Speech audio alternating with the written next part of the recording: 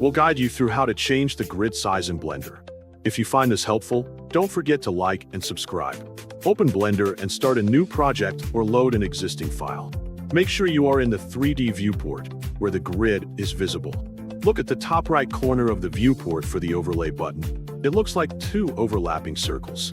Click the overlay button to open the viewport overlay settings. In the drop-down menu, locate the grid section. Find the scale option under grid settings. Adjust the scale value to change the overall size of the grid squares. Increase the value to make grid squares larger. Decrease the value to make grid squares smaller and more detailed. Next, locate the subdivisions setting just below the scale option. Increase subdivisions to add more smaller squares within each main grid square. Decrease subdivisions to simplify the grid appearance. You can also zoom in and out using the mouse wheel to see how the grid scales visually. If you are working with units, go to the Scene Properties tab on the right side panel. Under Units, change the unit system between metric or imperial to affect how the grid scale relates to real-world measurements. Finally, adjust the unit scale value to further refine how the grid corresponds to object size.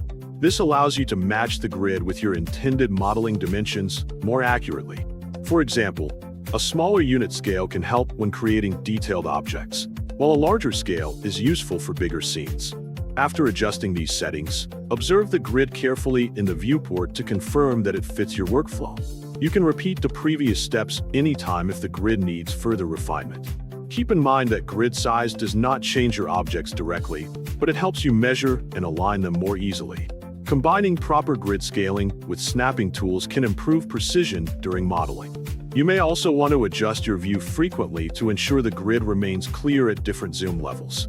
Consistent adjustments will make your modeling process smoother and more organized. Once you are satisfied with the settings, continue working on your project using the updated grid as a visual guide for placement and scale. This completes the process of changing the grid size in Blender. Make small adjustments whenever necessary to maintain accuracy and consistency throughout your entire modeling session workflow.